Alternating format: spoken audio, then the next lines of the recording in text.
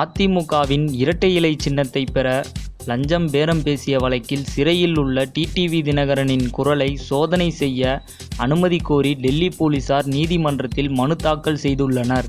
அதிமுக இரு அணிகளாக பிளவுபட்டுள்ள நிலையில் தேர்தல் ஆணையத்தால் முடக்கப்பட்ட இரட்டை இலை சின்னத்தை பெற புரோக்கர் சுகேஷ் சந்தர் மூலம் தேர்தல் ஆணையத்திற்கு லஞ்சம் பேரம் பேசப்பட்டதாக புரோக்கர் சுகேஷ் சந்தர் டெல்லி தெற்கு பகுதியில் கைது செய்யப்பட்டார். இந்த வழக்கில் குற்றவாளி சுகேஷ் சந்திரசேகரை தொடர்ந்து அதிமுக துணை பொதுச் செயலாளர் டிடிவி தினகரன் கடந்த மாதம் கைது செய்து திகார் சிறையில் அடைக்கப்பட்டார். இந்த வழக்கில் தினகரன், சுகேஷ் இருவரின் உரையாடல் செல்போன் பதிவை ஆதாரமாக சேர்த்திருப்பதால் இருவரின் குரலை மாதிரி எடுத்து சோதனை செய்ய வேண்டும் என்று டெல்லி போலீசார் நீதிமன்றத்தில் கோரிக்கை விடுத்துள்ளனர்.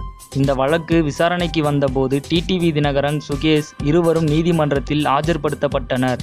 முன்கூட்டியே கருத்து கேட்காமல் இந்த முடிவு எடுக்கப்பட்டுள்ளதால் குரல் மாதிரி சோதனைக்கு அனுமதிக்கக்கூடாது என்று டிடிவி தரப்பு வழக்கறிஞர் வாதாடினார். இருதரப்பு வாதத்தையும் கேட்ட நீதிபதி பூனம் சௌத்ரி வழக்கு விசாரணையை திங்கட்கிழமைக்கு ஒத்திவைத்தார்.